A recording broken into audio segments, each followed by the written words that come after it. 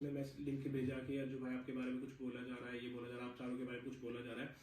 तो सच में मैंने उस टाइम अरुण से भी बात हुई थी तो अरुण कहने लगा छोड़, मैंने भी ये बोला चल छोड़, इग्नोर कर देते हैं और रहने दे कुछ बात। मैंने सच में वो दिल पे नहीं ली बात, मतलब चल छोड़, ठीक है। वहां से वो बात खत्म हो गई। अब टोन स्टार्ट वहां से हुआ, ठीक है। उसके बाद बात आती, अभी भी वो वीडियो होगी, शायद हटाया नहीं होगी तो होगी।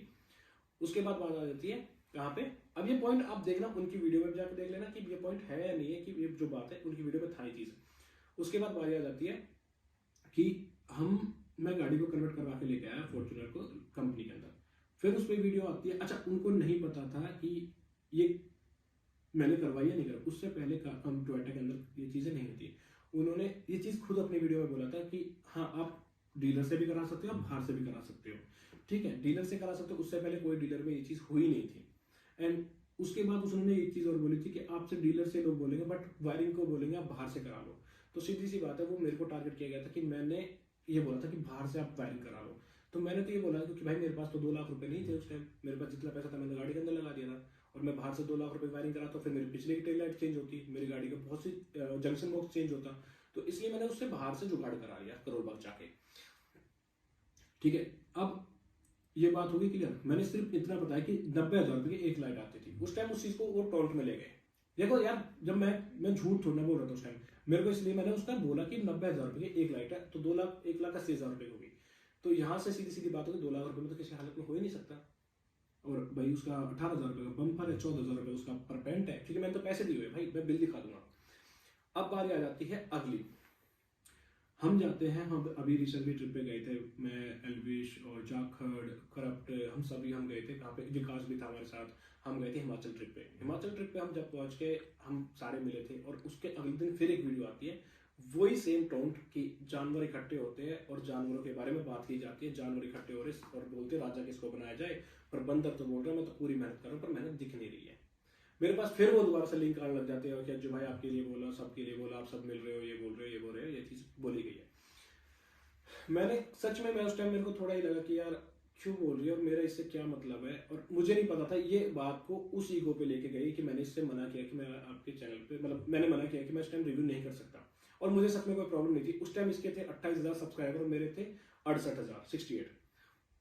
मैंने तब भी ये चीज नहीं थी कि मेरे को कुछ नहीं मिला। सच बताऊं, आज भी मेरे सब्सक्राइबर चाहे कुछ भी हो, चाहे है या नहीं है, ठीक है, बट मेरे घर में कोई भी आता है ना, चाहे वो 1,000 वाला हो या चाहे वो लाख वाला हो, चाहे वो करोड़ वाला हो, मैं उससे वैसे ही बात करता हूँ जैसे मैं करता हूँ। मैंने ऐसा ही बात करता हूँ मैं, ठीक है। ये बात क्लियर हुई। उन्होंने टॉन्ट मारा, मैंने सिर्फ इतना लिखा कि हाँ जो आपने पोस्ट देखा कि हवा में लोग गाड़ी ले रहे हैं 1 करोड़ की नंबर हाइड करने में, तो मैंने किसी का नाम लिया नहीं लिया, मैंने किसी को बोला नहीं बोला, मैंने किसी का सीधा नाम नहीं लिया।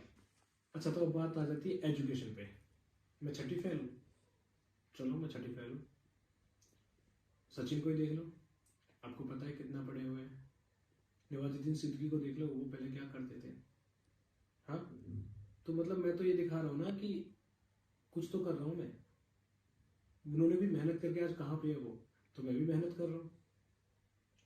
और अब मेहनत की बात आई है तो आप कहते हैं कि मैं मुर्गी बेचता था। आपके हिसाब से काम छोटा बड़ा होता है? मतलब कोई नाली साफ करने वाला इंसान हो तो आप उसको कुछ नहीं समझोगे? मतलब आप काम के हिसाब से लोगों को जज करते हो कि ये काम, अगर ये अंबानी है तो ये बड़ा है, नाली साफ करने वाला कुछ भी नहीं है। काम सब करते हैं, चाहे छोटा हो या बड़ा हो, सब काम करते हैं। और अब बात आती है कि गुड़गांव की, गुड़गांव में सबने खेती कर करके मेहनत करी है।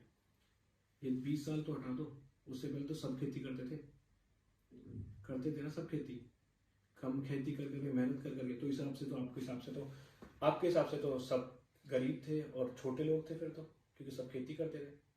और खेती करने वाले लोग आपके हिसाब से छोटे हैं क्योंकि आपके हिसाब से सब छोटे हैं, बिकॉज वो एजुकेटेड नहीं है और उनका छोटा काम है। किसी का काम बड़ा छोटा नहीं होता, इंसानियत होती है।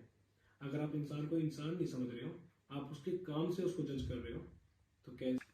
और आप बोलते हो कि मेरा झोड़ के पास घर है और सबसे सस्ते घर होते हैं। आपको नहीं पता, शायद आप गांव से बिलोंग नहीं करते। झोड़ को हम पूजते हैं, इसलिए गांव में झोड़ होता है कि उसको पूजा जाता है, समझे कुछ।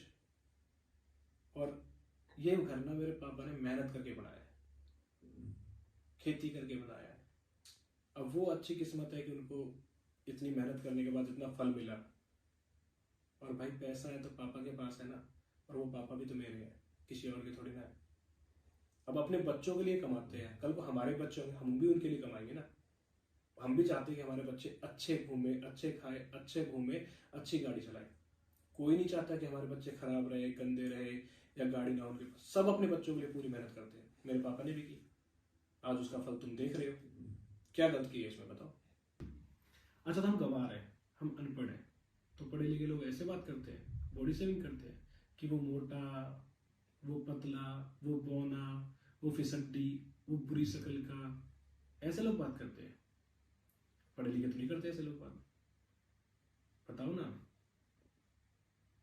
किसी की बॉडी शेविंग करना ये सिखाया जाता है? हमको तो नहीं सिखाया आज तक। हम तो सिर्फ अनपढ़ थे, हमको तो, हमने तो फिर भी समझा, हमने लोगों को समझाया। हमने एजुकेशन कभी इंसान को समझदार नहीं बनाती, हमेशा घर परिवार समझाता है, ये ऐसे कर, ये कर, पापा मम्मी जहाँ आप समाज में बैठते हो वो सब चीज़ें आपको समझाती है कि ऐसे करना चाहिए। एजुकेशन में कभी स्कूल कॉलेज में जाके आप देखना, और परवरिश बताती है संस्कार, और संस्कार आपको मेरे दिख गए होंगे कैसे हैं। आप 2 साल से मेरे चैनल को फॉलो कर रहे हो तो पता लग गया होगा मैं कैसा हूँ कैसा नहीं हूँ।